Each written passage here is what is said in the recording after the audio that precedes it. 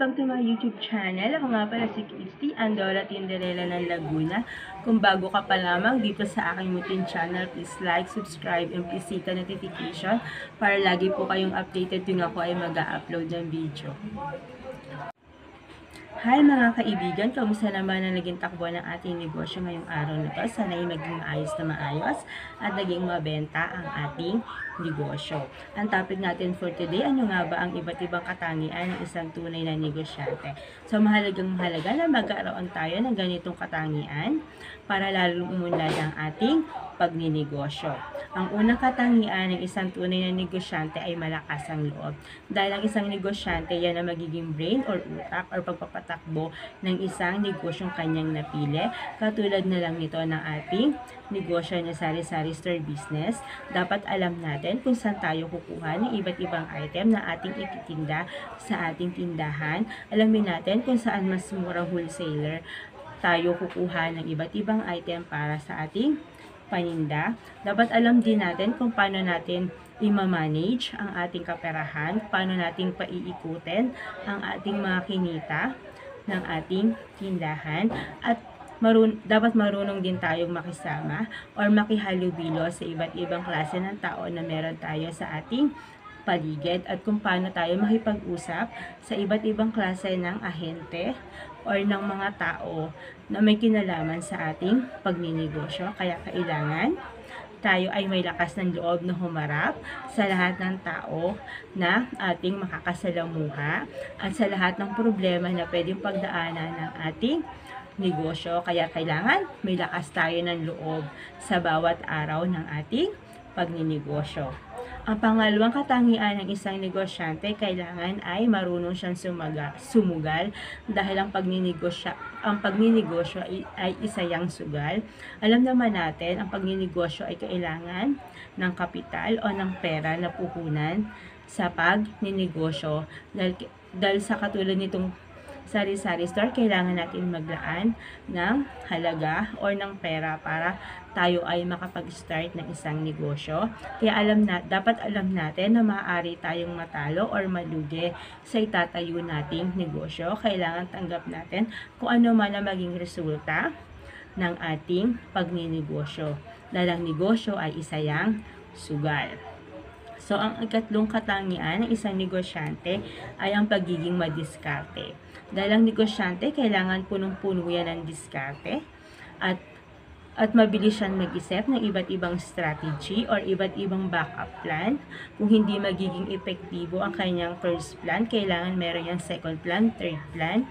At huwag tayong magsawa sa pag-iisip ng iba't ibang estilo or diskarte para lalong umunlad ang ating negosyo at makipag-usap sa iba't ibang tao or matuto tayo ng diskarte sa ibang tao para lalong umunlad ang ating napiling larangan ng pagninegosyo.